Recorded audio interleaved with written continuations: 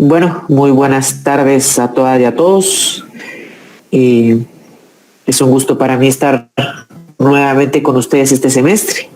Con algunas personas es el segundo semestre que compartimos cátedra, ¿verdad? Y estoy dejando ahorita todavía unos minutos para entrar a algunas personas que me están enviando solicitud de ingreso a la clase. Les quiero comentar que, como ustedes muy bien observaron y la mayoría fue una respuesta afirmativa. Me están indicando ahí que no se escucha muy bien. Si todavía tenemos algún problema de audio, me indican, por favor. Les estaba comentando que ayer les escribí en el grupo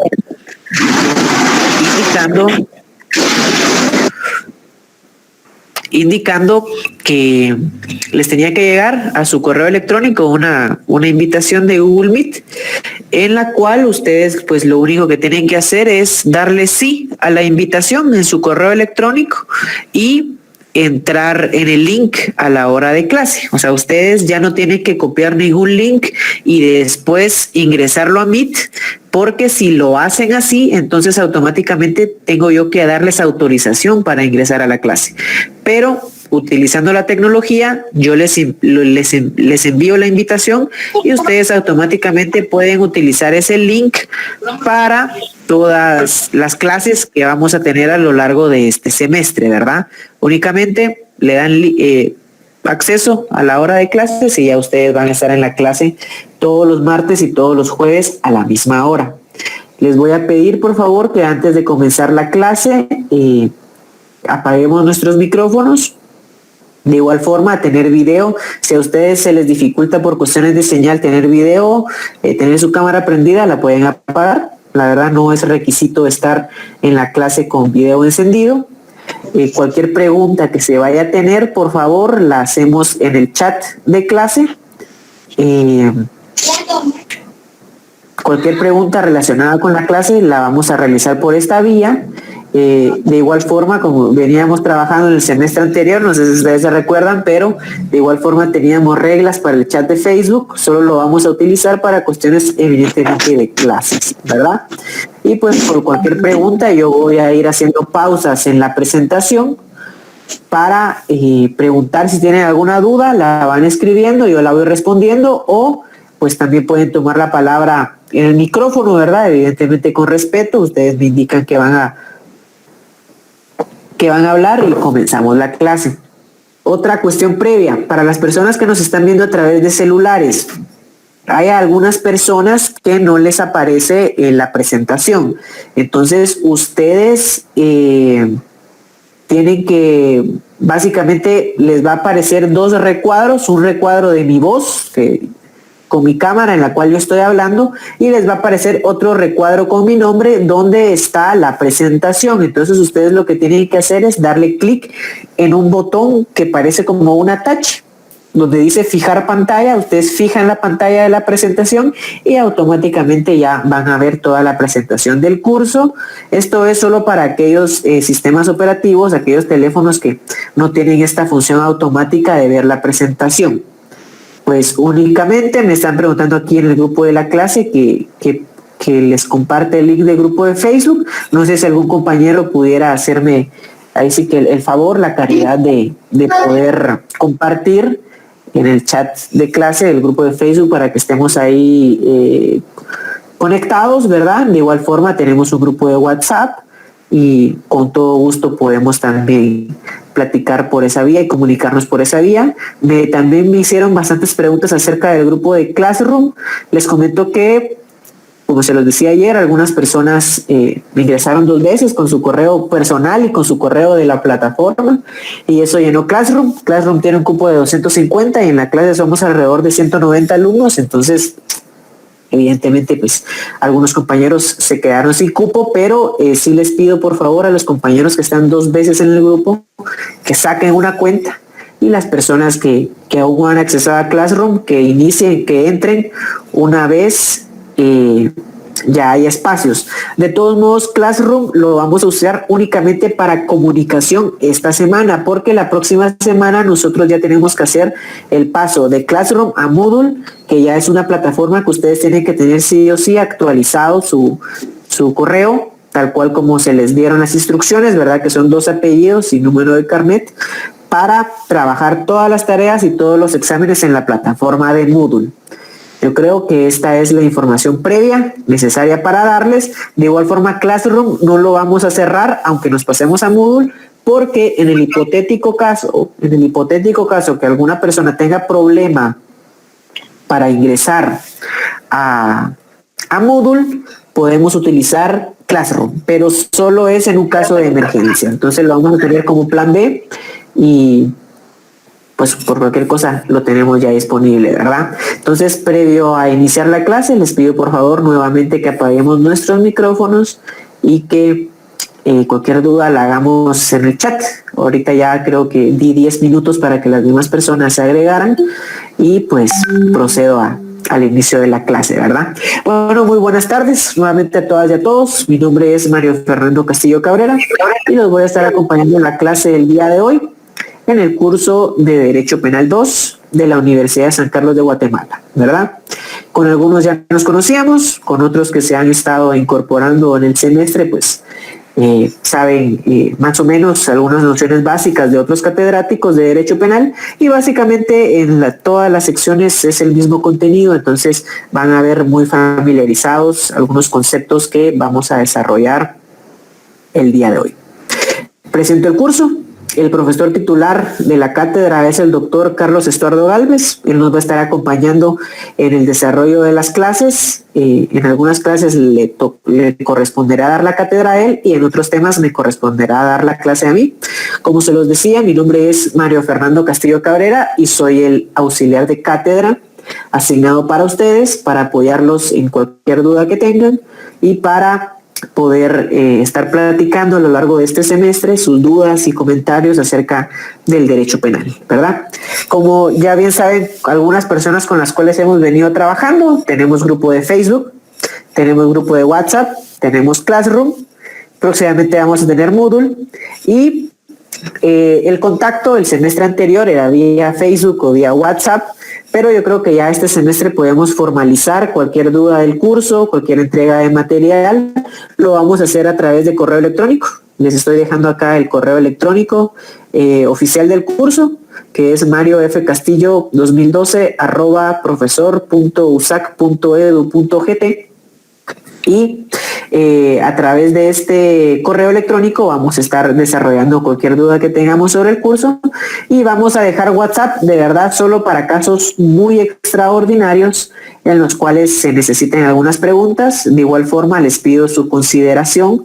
Yo me comprometo con ustedes a resolverles todas las dudas por correo electrónico o una duda urgente por WhatsApp, pero también les pido que consideremos les voy a comentar muy en confianza. Algunos compañeros o compañeras me han llamado o me han escrito incluso a medianoche. O sea, yo he recibido mensajes a las 12, 1 de la mañana con algunas dudas de curso y yo creo que eso no era el objeto de brindar mi número de teléfono. Entonces, sí les pido por favor desde el inicio de clase que consideremos el uso de WhatsApp únicamente para dudas urgentes y en horarios prudentes de comunicación, ¿verdad?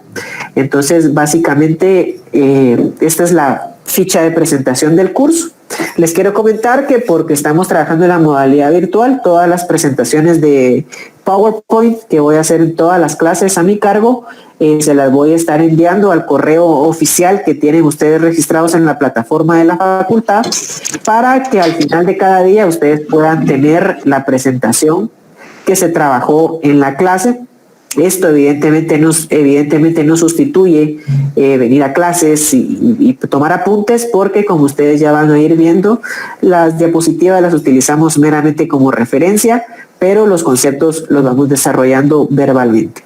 De igual forma les quiero comentar, yo entiendo que algunas personas tenemos alguna imposibilidad de acceder a internet todos los días o algunas personas su paquete de internet únicamente tiene Facebook ilimitado, por ejemplo, y les gasta datos conectarse a Meet.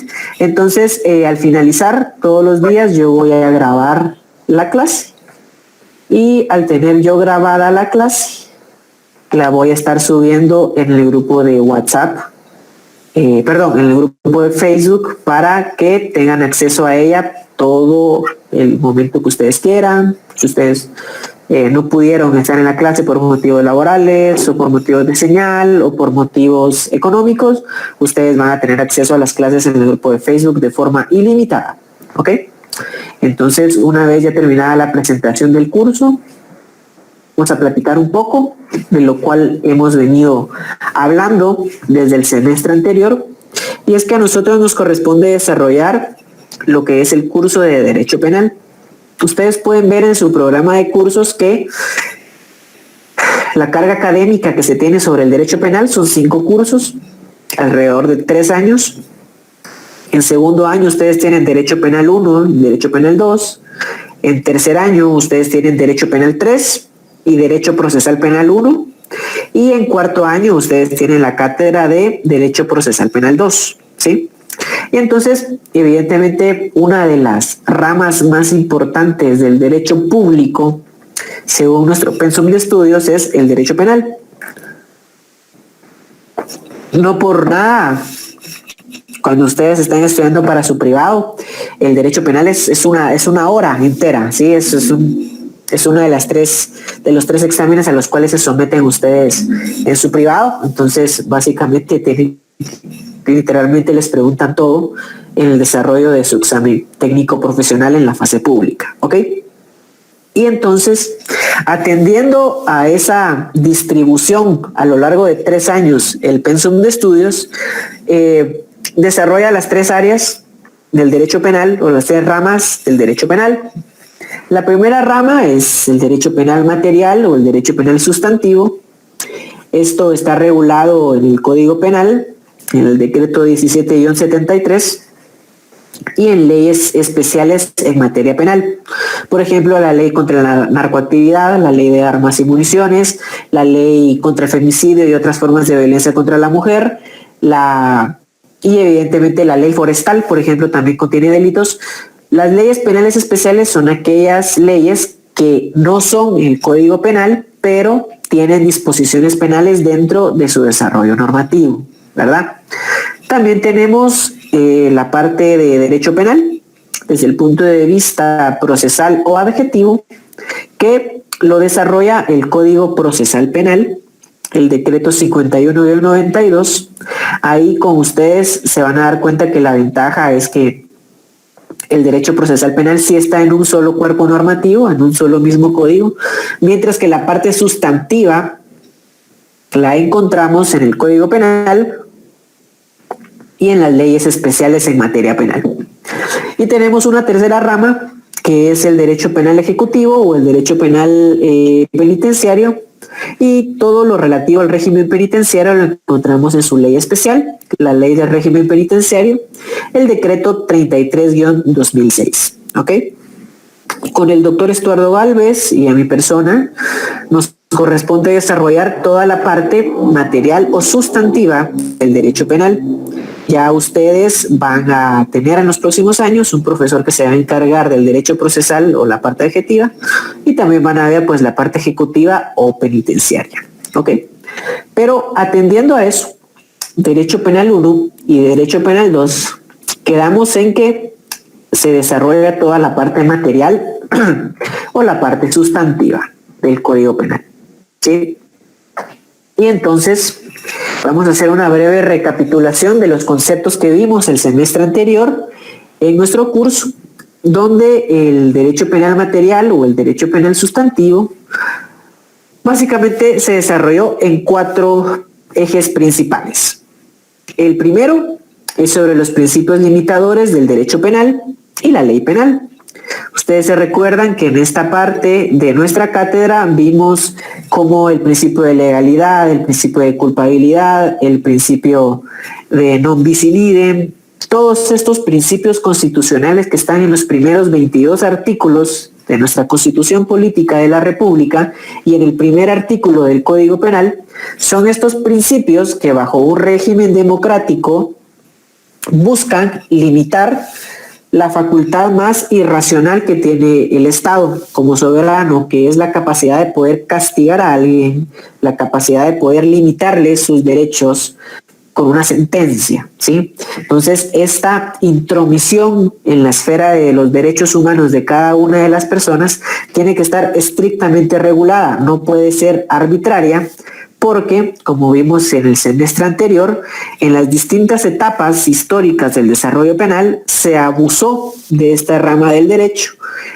Ustedes se recuerdan muy bien, pues en la Edad Media es donde realmente aparece esta función punitiva del Estado en una mayor expresión a través de la Inquisición, a través de otras figuras punitivas, también manifestadas en la conquista de América, y todas estas facultades que tiene el Estado para limitar derechos, el derecho penal moderno crea un andamiaje de principios limitadores para decirle, señor Estado, usted no puede hacer esto, usted puede hacer esto, y si lo va a hacer, tiene que hacerlo en un proceso, bajo ciertas reglas, porque me tengo que garantizar que esa aplicación de la pena, esa aplicación de castigo, está estrictamente fundamentada, primero, en el respeto de los derechos humanos y segundo, en el respeto de procesos establecidos. Si no está basado en ambos, tiene que, señor Estado, limitarse a aplicar su poder punitivo, su facultad de castigar a las personas. Y después de eso, que lo desarrollamos para el primer examen parcial, ustedes se recuerdan, luego ya una vez concluida la primera etapa del curso, desarrollamos lo que fue la teoría del delito, todas las construcciones teóricas sobre qué es delito, cuándo hay delito, cuándo no hay delito, qué causas eximen la responsabilidad penal, qué causas anulan el análisis del delito, qué causas perdonan el delito. Toda la teoría del delito la vimos para nuestro segundo examen parcial y también vimos la introducción y ya después para el tercer parcial la conclusión del tema sobre la teoría de la autoría y la participación en el delito, cómo los seres humanos actúan en el derecho penal. Recordemos muy bien que el derecho penal es un derecho penal de autor, es un derecho penal de acto, no es un derecho penal de autor. Y como tal, las personas actúan en función de ciertas acciones y son autores, ¿sí?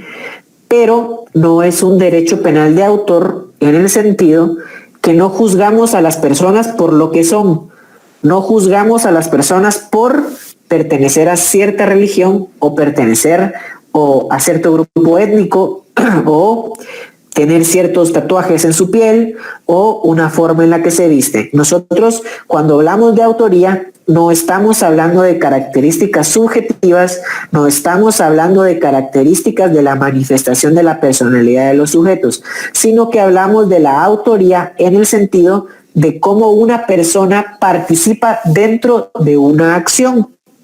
Y esa acción, ustedes ya lo vieron, puede ser un autor en una forma principal, las cuales se dividen en autor mediato, aquella persona que efectivamente realiza la acción, pero alguien está detrás, alguien planificó esa acción. Está el autor intelectual, que es el que planifica el delito, pero que puede hacerlo él mismo o puede usar a otra persona para cometer el delito. Y está el coautor, la persona que se pone de acuerdo con un par de amigos, vamos a robar esta casa, y los dos planifican y los dos actúan. Y estamos ahí ante un caso de una coautoría, ¿sí?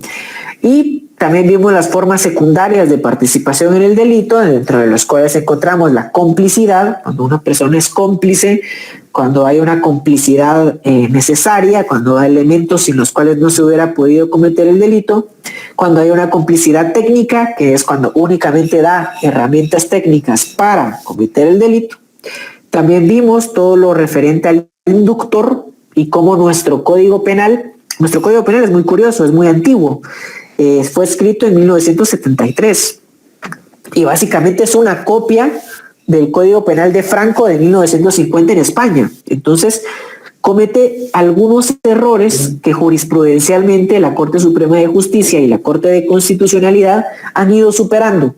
Y vimos cómo nuestro Código Penal considera al inductor como autor del delito, pero pues que efectivamente el inductor no es autor, sino que el inductor tiene otra participación dentro del delito de incitar a alguien a realizar algo, y que la inducción en nuestro Código Penal únicamente está castigada en el delito de la inducción al suicidio, cuando una persona evidentemente interviene en la vida de otra, que efectivamente sabe que está pasando por un momento difícil, un momento depresivo, y le dice, mira, mátate, aquí hay un arma, aquí hay pastillas, muérete. Efectivamente, pues ahí hay una inducción al suicidio, es algo que eso sí lo castiga el derecho penal. ¿Ok? Y ya eso lo vamos a ver en el desarrollo del curso. Y posterior a ello también vimos la diferencia entre cómplice y encubridor, que no es lo mismo aquel cómplice que da su promesa de cooperación antes de cometido el delito, que aquel cómplice que da su cooperación para ocultar los resultados del delito después de cometido el delito sin saber qué era lo que iba a pasar antes. Y vimos la diferencia entre cómplice y el encubrimiento propio como un delito autónomo. ¿Sí? Posterior a ello, ya para finalizar las últimas 2 semanas del curso del primer semestre, se recordarán ustedes que vimos la teoría de la pena y las medidas de seguridad. Que en nuestro Código Penal se regulan las penas principales y las penas accesorias, siendo las principales la pena de muerte, la pena de prisión, la multa o el arresto para las faltas. Y las penas accesorias, que son la inhabilitación para ejercer cargos públicos, el comiso, la expulsión de extranjeros del país, etc. Vimos también cómo la pena de muerte ha sido declarada inconstitucional en Guatemala a través de distintos fallos de la Corte de Constitucionalidad, los cuales ya no hacen aplicable la pena de muerte. O sea, si ustedes dentro de 2-3 años ven algunos candidatos ofreciendo pena de muerte, ustedes ya tienen el conocimiento de que estas personas están mintiendo, porque ya la misma Corte de Constitucionalidad, y no esta, sino la anterior, fue la que declaró la inconstitucionalidad total de la pena de muerte y ya no puede ser aplicada en nuestro Estado de Derecho. ¿Ok? Y básicamente este pequeño viaje o este pequeño repaso de qué es lo que vimos nosotros el semestre anterior, lo hago porque todos los conceptos que vimos el semestre anterior vamos a aplicarlos ahora a nuestro segundo semestre, ¿sí? El semestre anterior vimos todo lo relativo del artículo 1 al artículo 122 del Código Penal y ahora nos corresponde ver todo lo relativo a los delitos del artículo 123 en adelante, ¿sí? Vamos a aplicar toda esa teoría al análisis de delitos. Entonces, como les decía, el contenido de nuestro curso de Derecho Penal 2 es el de delitos. Vamos a analizar la estructura de un delito, sus elementos principales, sus elementos accidentales, cuándo hay delito, cuándo no hay delito, cómo podemos encuadrar una conducta humana de un caso en la vida real dentro de la norma penal para nosotros poder habilitar a ese Estado que ejerce el poder punitivo, esa facultad de castigar a las personas, a actuar con determinados límites establecidos en el Código Penal. ¿Sí? Y entonces, voy a hacerles un pequeño refresco de memoria sobre qué es el delito. De igual forma, les comento que voy a estarles compartiendo en la noche de hoy un formulario en las 3 secciones de si hay personas que estos temas desea repasarlos, o yo entiendo también que venimos de otros catedráticos que tenían una forma distinta de trabajar, O hay personas que en nuestro universo de estudiantes que dejaron de estudiar por una u otra razón y en este segundo semestre se están incorporando nuevamente a clases, pero pues hace mucho tiempo que ellos recibieron Derecho Penal 1. Entonces yo estoy planificando un repaso para este sábado o para este domingo sobre los temas que vimos de Derecho Penal 1 para que todos estemos en la misma sintonía en este curso de Derecho Penal 2, porque el nivel de análisis y el nivel de solicitud con los básicos de fuerte. Entonces necesitamos todos estar en la misma sintonía, no nos podemos quedar atrás, todos tenemos que estar con los mismos conocimientos y con las mismas oportunidades de tener un exitoso semestre, ¿verdad? Entonces les voy a estar compartiendo ese formulario, ustedes lo llenan y yo con todo gusto organizo una sesión extra y que no es obligatoria asistir, sino únicamente es voluntaria y podemos vernos este fin de semana para repasar algunos temas. Bueno, entonces tenemos que recordar nuestra definición estrella en el semestre anterior. ¿Qué es el delito? Vimos que desde el punto de vista filosófico, desde el punto de vista religioso, desde el punto de vista moral, desde el punto de vista incluso médico, se ha intentado definir qué es el delito, ¿sí? Y todos a lo largo de la historia han fracasado. Han fracasado porque sus definiciones responden a criterios subjetivos, o sea, características físicas o expresiones de la personalidad de las personas y no responden a lo que realmente necesita el derecho penal moderno, a lo que realmente necesita el derecho penal en un estado democrático, ¿sí? Y entonces observamos que la definición más aceptada en el derecho penal es la que nos otorga la dogmática penal o la ciencia jurídico penal, donde nos indica que el delito es la conducta, que la conducta está compuesta por una acción o una omisión típica, antijurídica y culpable, ¿sí? Esto fue nuestro concepto base el semestre anterior y sobre esta definición giró aproximadamente el 60% de nuestro curso. Pero ahora les comento que sobre esta definición va a girar posiblemente el 80% de este nuevo curso, porque ahora esta definición la vamos a ver en cada una de sus manifestaciones establecidas por el legislador como delitos a partir del artículo 123. Entonces yo tengo que evidentemente hacer una recapitulación sobre primero estos conceptos básicos. ¿Qué es una conducta? Ya lo vimos que es una acción o una omisión eminentemente humana, ¿sí? ¿Eso qué quiere decir? Que, por ejemplo, las cosas, los animales, la naturaleza, no puede ser sometida a un proceso penal. Recuerdo yo muy bien que hubo una anécdota que un papa juzgó a su antecesor estando muerto. O sea, realmente él llevó el ataúd a una sala de tribunal y lo juzgó, ¿verdad? Por ciertas cuestiones que él había cometido en la Edad Media.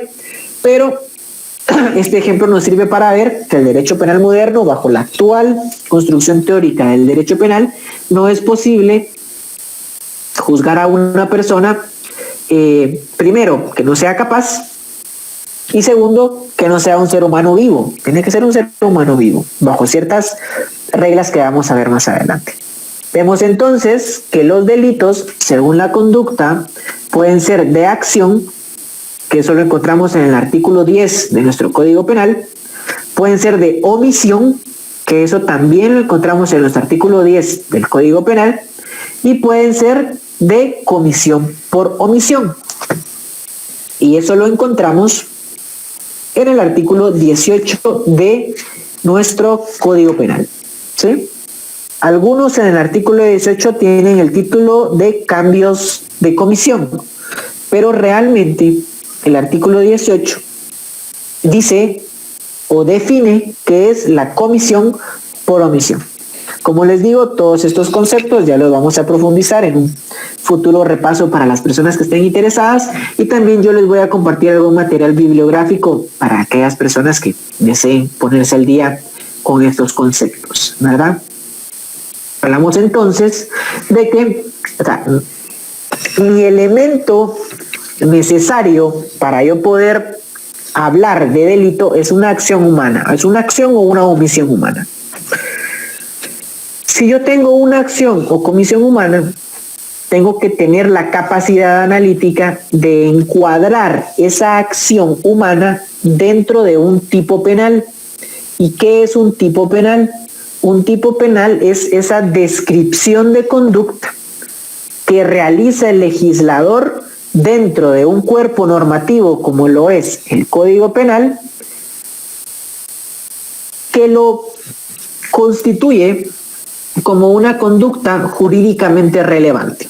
Evidentemente, no todas las acciones humanas son jurídicamente relevantes. Yo les planteaba un ejemplo en la clase anterior.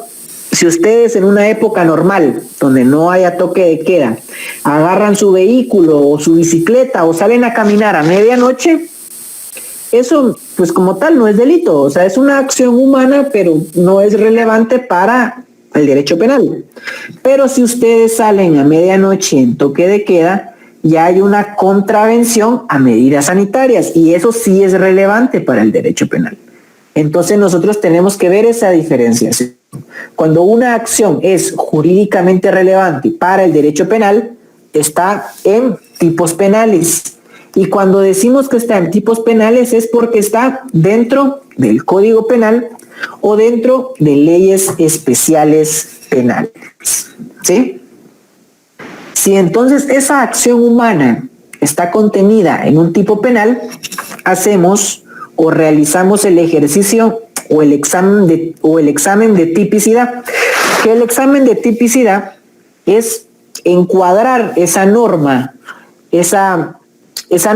escrita por el legislador dentro de una norma penal a el caso en la vida real, ¿sí? O al revés, una conducta, yo vengo y la tomo, la saco de la realidad y me pongo ahí sí que los lentes del derecho penal y la analizo para que encuadre o no en un tipo penal, ¿sí? Ese ejercicio de encuadrar una acción en una norma penal se llama tipicidad. Y la tipicidad tiene dos manifestaciones. Tiene una manifestación objetiva y tiene una manifestación subjetiva, ¿sí? La tipicidad objetiva hace referencia a todas aquellas características del delito que son observables a simple vista, ¿sí? Por ejemplo, si ustedes ven un cadáver con 2 tiros en la cabeza, ustedes saben que pues efectivamente hay una muerte, pues, y eso es objetivo.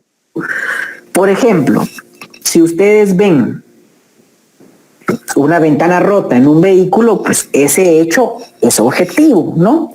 Si ustedes ven a un delincuente arrestado, ese hecho es algo objetivo, es algo que lo podemos percibir a simple vista o sin un esfuerzo intelectual de nuestros sentidos, ¿ok?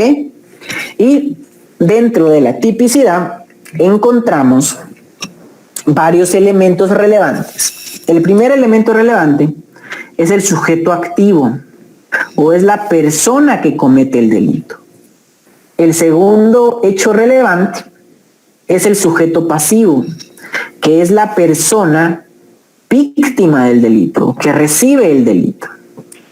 Está el tercer elemento, que es el bien jurídico o el bien jurídico tutelado, como dicen algunas obras de algunos autores por ahí, que es esa relación de disponibilidad que tiene una persona sobre sus propios derechos.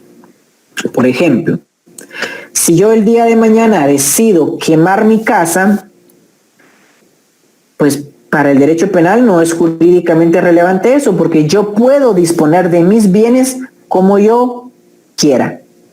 Pero si esa disposición de mis propios bienes afecta a un tercero, ya es relevante para el derecho penal, ¿sí? Si por ejemplo yo vengo, quemo mi casa, estoy loco y soy pirómano, pero soy vecino de otra persona y se quema su casa, pues efectivamente respondo por el delito de daños. No me van a juzgar por haber quemado mi casa, porque al final al derecho penal no le interesa si yo quemé mis propios derechos. Lo que le interesa es que yo haya violentado los derechos de otra persona o de la comunidad. ¿Sí? Mismo ejemplo con el derecho a la vida.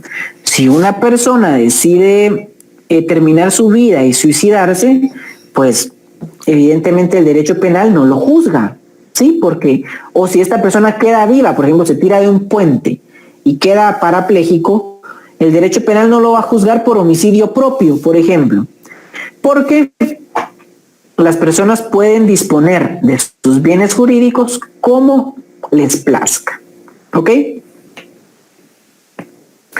Pero, si afectamos a alguien más, ya nos estamos metiendo a un elemento del bien jurídico protegido por la norma penal, y eso lo encontramos pues sí que en cada título de nuestro Código Penal, y ya vamos a ver el método para poder inferirlo. Luego de ello tenemos el verbo rector. El verbo rector es aquella acción contenida dentro del tipo penal. Si esa acción no se cumple en el mundo real, no puedo yo perseguir a esta persona. ¿Qué quiero decir yo con esto? En el artículo 123 del Código Penal se establece que comete homicidio quien diere muerte a otra persona. En este caso, como lo vamos a ver más adelante, el verbo dar muerte es ese verbo rector de nuestro tipo penal. Si nosotros no cometemos esa acción, no cometemos ese verbo, nosotros no tenemos delito. Y ya lo vamos a ver más adelante con un ejemplo práctico. Y posterior a ello, en nuestro examen de tipicidad, tenemos que analizar si el delito es de acción o es únicamente de resultado. Por ejemplo, lo planteaba yo en la sección anterior. El delito de portación ostentosa de arma de fuego, esto quiere decir aquellas personas que pues están en la calle con su pistola. Esta pistola puede ser legal, puede tener licencia, puede haber sido adquirida de forma legal, pero la portación ostentosa de arma es un delito porque se considera que incita a la violencia o pues puede provocar una reacción desafortunada para los seres humanos. Entonces, condenamos este delito, o sea, esta acción es relevante para el derecho penal. ¿Por qué? Aunque yo no esté haciendo nada con esa pistola, yo no estoy haciendo ningún resultado con esa arma, pero la simple acción de tenerla o portarla de forma ostentosa ya es un delito para el derecho penal, en algunos casos, lo vamos a ver más adelante. Mientras que en otros casos, el tipo penal sí me exige que haya un resultado, ¿sí? El delito de homicidio, por ejemplo, está redactado en el sentido que tiene que haber un resultado para yo poder condenar esa acción. Pero fíjense que si nosotros vemos que todas las características del tipo objetivo se cumplen, podemos pasar a nuestra siguiente parte del análisis, que es el tipo subjetivo o la parte subjetiva de nuestro delito. Y este delito solo puede ser cometido de forma dolosa, eso quiere decir con la conciencia y la voluntad de realizar la conducta o el delito, o puede ser cometido de forma culposa, a través de una negligencia, impericia o imprudencia, ¿sí? Estos son conceptos que ya hemos visto el semestre anterior.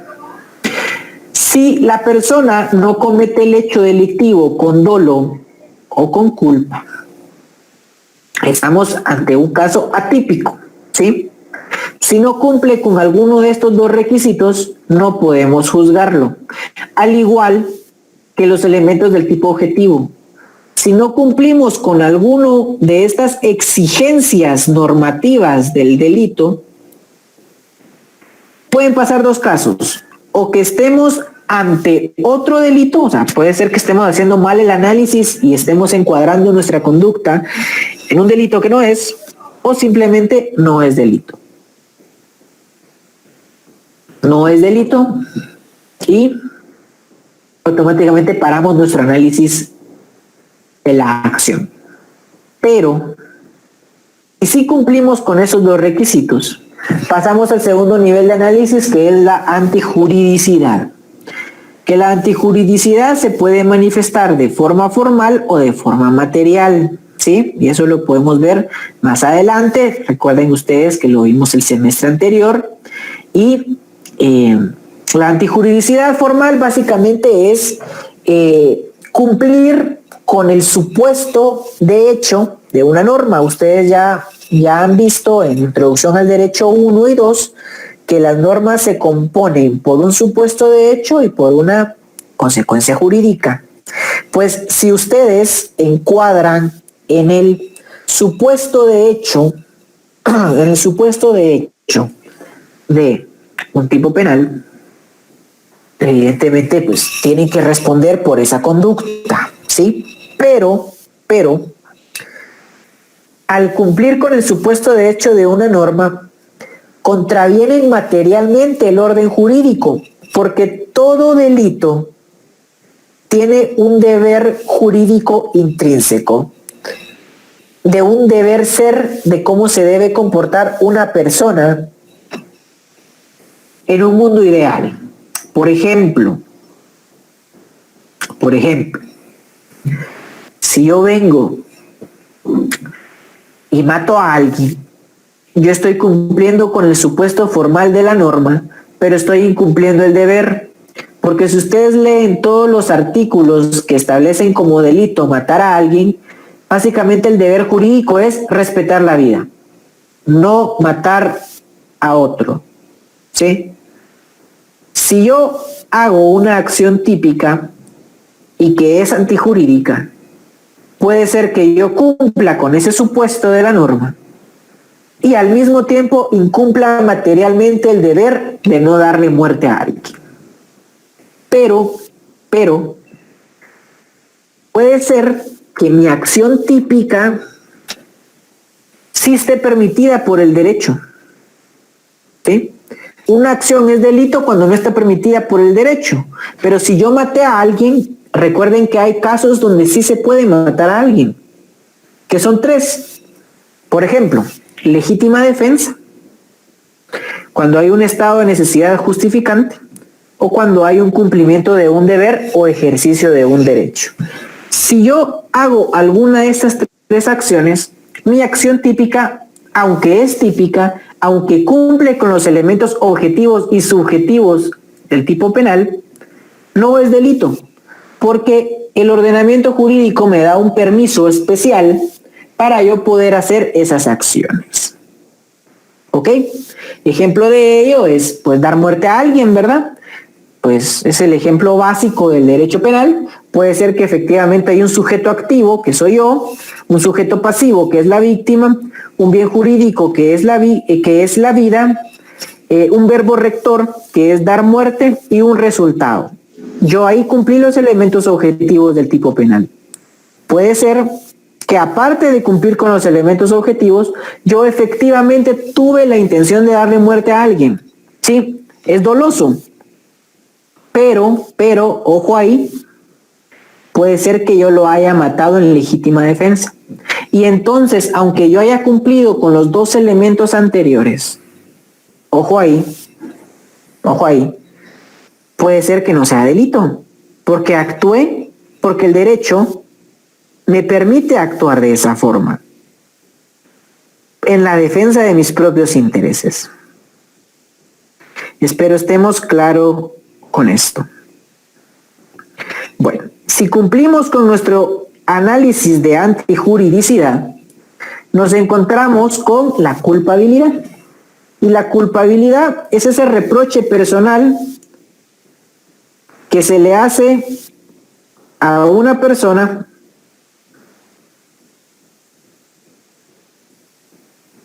por haber actuado de una forma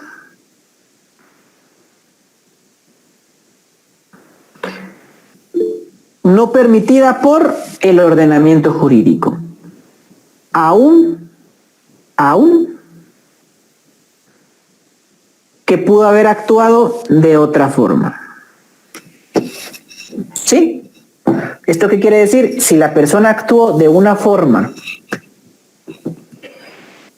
típica y antijurídica,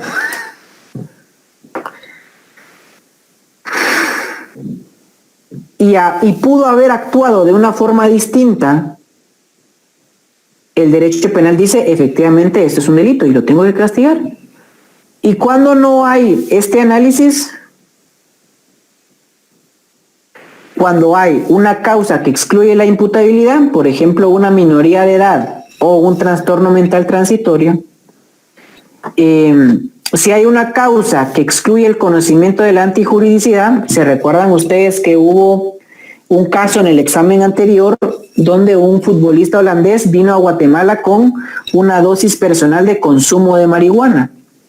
Y él no entendía el español, no entendía que en Guatemala es un delito consumir marihuana. Él creía que sí era legal porque en su país era legal, pero acá no, hay un error de prohibición. ¿Sí? Y también hay causas basadas en donde no se exige una conducta, ¿no? Por ejemplo, ustedes están caminando a la par de una piscina y ven que alguien se está ahogando, ustedes gritan que alguien se está ahogando, nadie llega, esta persona muere, llega la policía y dice, mire señor, mire señorita, no lo vamos a llevar a preso porque usted cometió el delito de omisión de auxilio, usted no auxilió a la persona, usted tuvo que haberla salvado, pero en el juicio se demuestra que ustedes no sabían nadar, entonces evidentemente hay un impedimento legítimo para haber encuadrado su conducta en ese delito. No podían actuar, no se les podía exigir esa conducta. Entonces, eso excluye el análisis de culpabilidad y ya no podrían juzgar a esta persona. Les comparto también la punibilidad. Ustedes saben de que yo soy del criterio y sigo la línea de pensamiento que cree que la punibilidad no es elemento del delito. ¿Por qué? Porque fíjense que la punibilidad hace referencia a esa potestad de castigar al que cometió un delito. Pero fíjense que hay casos dentro de nuestro ordenamiento jurídico donde puede ser que usted sea culpable de un delito y le den un perdón judicial, le suspendan condicionalmente la aplicación de una pena. Por buena conducta usted salga de la prisión, le den amnistía. Habían leyes anteriores donde permitían el indulto presidencial. Y entonces ahí es donde viene el debate, ¿no? Aunque no se le aplique una pena, ¿hay delito? Pues yo creo que sí. Hay un delito pero que no fue castigado.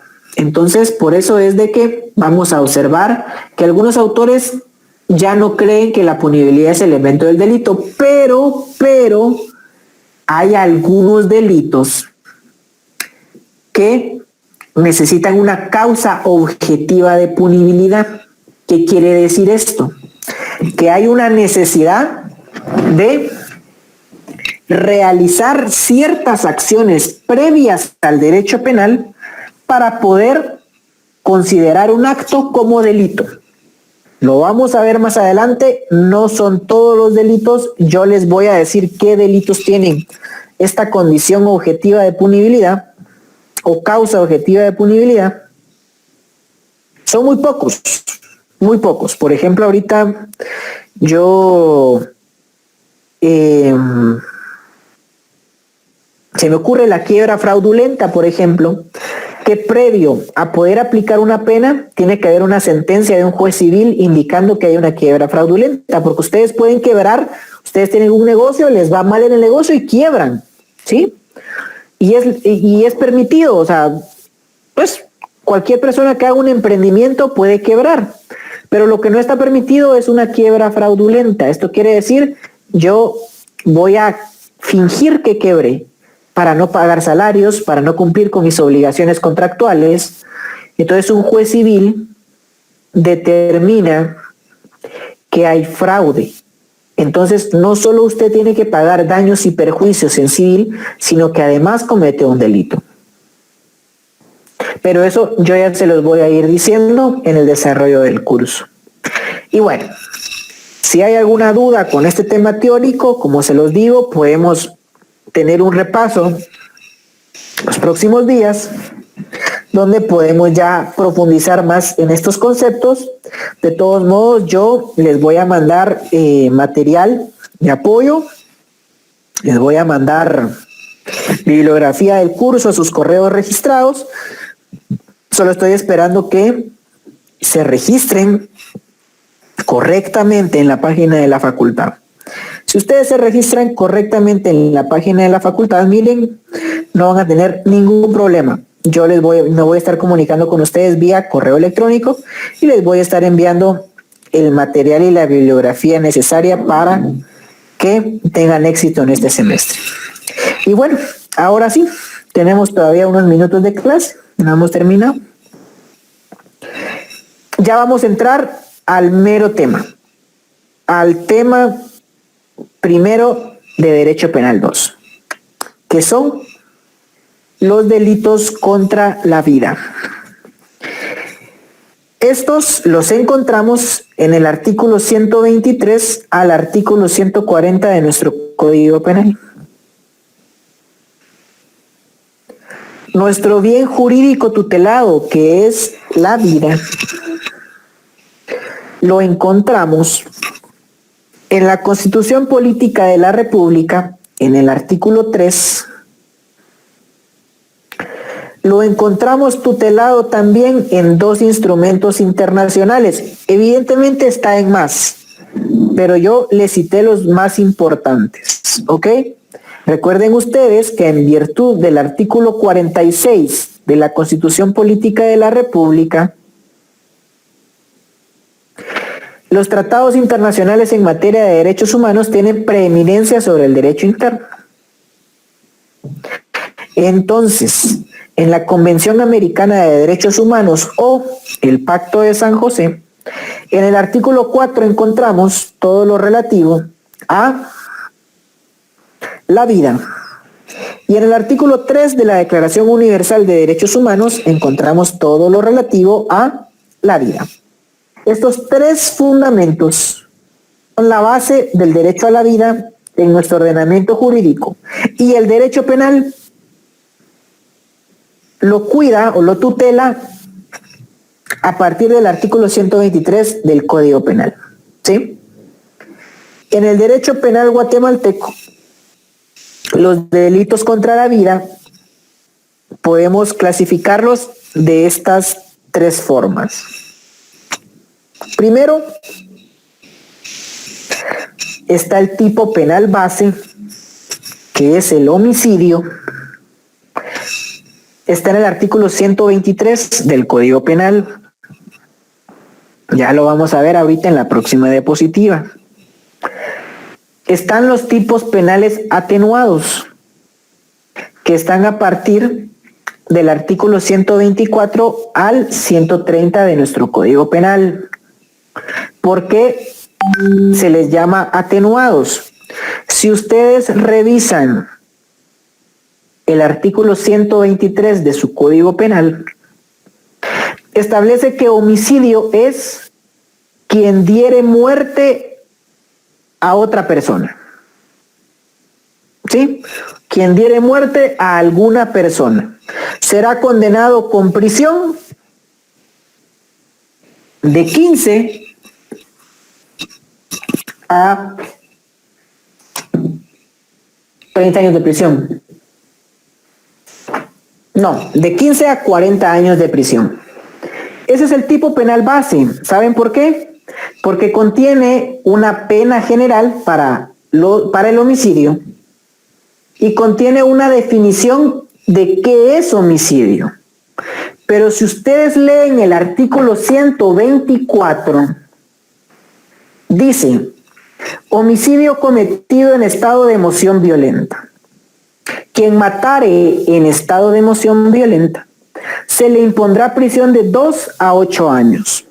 Ustedes ahí pueden ver que el artículo 124 ya no define qué es homicidio, porque ya está definido en el artículo 123. Y es atenuado porque tiene una pena menor. Si ustedes se dan cuenta, el artículo 123, el homicidio base o el homicidio simple, tiene una pena de 15 a 40 años, pero el artículo 124 tiene un elemento propio, que es la emoción, es cometer el homicidio en estado de emoción violenta. Y tiene una pena de 2 a 8 años de prisión. Es menor, porque hay elementos que lo hacen menos grave que el tipo penal base. Sucede todo lo contrario con los tipos penales agravados o calificados, le dicen algunos autores, que están en el artículo 131 al 140 del Código Penal y están en el artículo 6 de la Ley contra el Femicidio y otras formas de violencia contra la mujer. ¿Por qué? Lean ustedes el artículo 131. Parricidio. ¿Quién? Conociendo el vínculo, matare a cualquier ascendiente o descendiente, ¿sí?, a su cónyuge o a la persona con quien hace vida marital, será castigado como parricida con prisión de 25 a 50 años. ¿Qué quiere decir esto?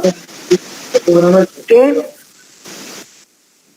permítame, aquí jóvenes, solo hay un micrófono prendido, lo voy a silenciar, perdone, pero esas son las reglas de clase. El artículo 131 del Código Penal, si ustedes se dan cuenta, contiene una pena mayor. Una pena mayor al tipo penal base. El artículo 123 tiene una pena de prisión de 15 a 40 años. El parricidio tiene una pena de 25 a 50 años. ¿Por qué? Porque hay elementos que lo hacen más grave. Y entonces agrava la pena. Y del 131 al 140 del Código Penal van a ver ustedes esta misma regla.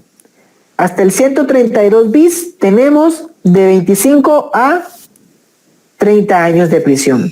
El aborto, en el artículo 133, el artículo 133 nos da el concepto general. Se va al artículo 134, aborto procurado. La sanción será de 6 meses a 2 años. Pero después el 135 tiene una pena agravada. El aborto calificado, otra pena agravada. El preterintencional es atenuada. Y así ustedes se van dando cuenta que esta clasificación de delitos responde a el nivel de intensidad de la pena. ¿Ok?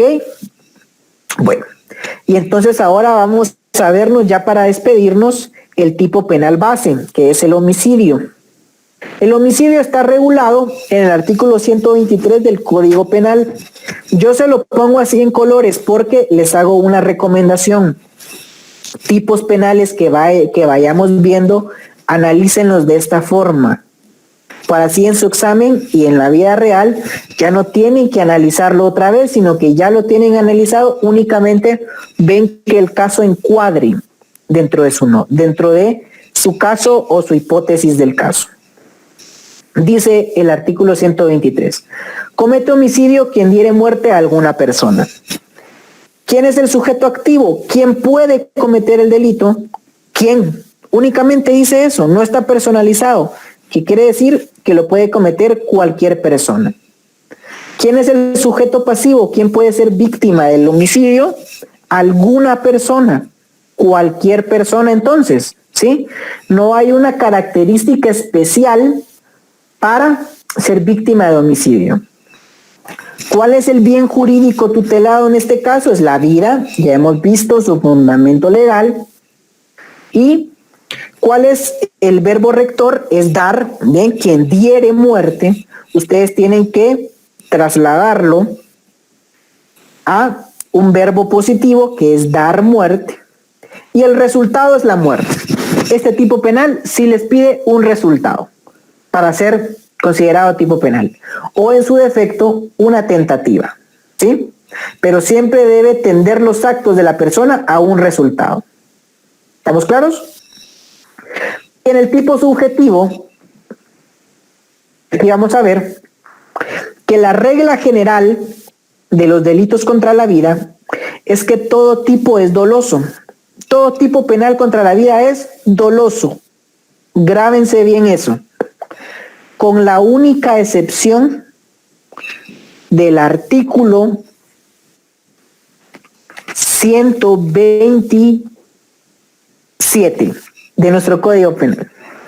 El artículo 127, voy a darle lectura a la primera parte. Al autor de homicidio culposo se le sancionará de 2 a 5 años. Después, en la próxima clase lo vamos a analizar de forma detenida. Pero lo que yo quiero que vean es que el artículo 27 ya no hace ningún esfuerzo en definir qué es homicidio. Ya no hace ningún esfuerzo en definir qué es culposo. Porque el homicidio ya fue definido en el artículo 123 y el delito culposo ya fue definido en el artículo 12 del Código Penal. Y hoy pónganle atención al segundo párrafo. Los hechos culposos son punibles en los casos expresamente determinados en ley. ¿Qué quiere decir esto? Que si un delito no tiene el título de culposo, no puede ser culposo. Lo vamos a ver más adelante. No puede haber asesinato culposo, por ejemplo, porque el Código Penal no establece que este delito de asesinato se puede cometer de forma culposa. Y entonces, al no tener el apellido culposo, automáticamente es doloso. Todos los tipos penales, si no dicen que son culposos, son dolosos. Y eso es algo que les puede servir en el resto del semestre y en el resto de su carrera. Me voy a despedir con esta imagen para que lo analicemos en la próxima clase. ¿Recuerdan ustedes del caso de este padre que le dio muerte a 2 personas por defender a su hijo? En la próxima clase, que es el jueves a la misma hora, en el mismo link, ya no digo en el mismo canal, pero es el mismo link, vamos a conocer la diferencia, lo dejaré ahí, entre el homicidio cometido en estado de emoción violenta, el homicidio cometido en legítima defensa, como le pasó a este padre defendiendo a su hijo, o cuando el estado emotivo ya se convierte en un agravante y es un asesinato. Hoy solo vimos el tipo base, pero ya próximo día de clases vamos a ver los tipos penales de homicidio atenuados y también los tipos penales agravados. Pero quedémonos con eso porque hay elementos muy similares, pero al final distinguen entre uno y otro. Yo con esto dejo la clase el día de hoy. Si hay alguna duda, me la pueden escribir en el chat o pueden escribir al correo electrónico. Yo de igual forma les voy a estar compartiendo ya cuando esté más seguro que todos ya actualizaron su correo electrónico en la página de la facultad. les voy a estar enviando su material de apoyo, ¿verdad? Les voy a estar enviando material de apoyo, les voy a estar enviando la bibliografía del curso, la planificación del curso y la presentación de hoy. Por ahí están preguntando cuál es el correo. Este es el correo. Y pues cualquier duda quedo a su disposición. Estoy para servirles. Vayan ahí a su próxima clase. Sergio Estuardo me pregunta acá por qué el suicidio no es punible si es un homicidio cometido contra él mismo. Ahí lo vamos a ver en la próxima clase, Sergio Estuardo. Ahí te lo prometo. Pero para adelantar, quisiera que le dieras lectura al artículo 128 del Código Penal y en la próxima clase voy a resolver esa pregunta. Christopher Abel Orellana Maldonado pregunta, ¿podría repetir por qué es que no es culposo? Bueno, aprendámonos la regla del artículo 12 del Código Penal. Solo pueden ser culposos los delitos que expresamente están definidos como culposos.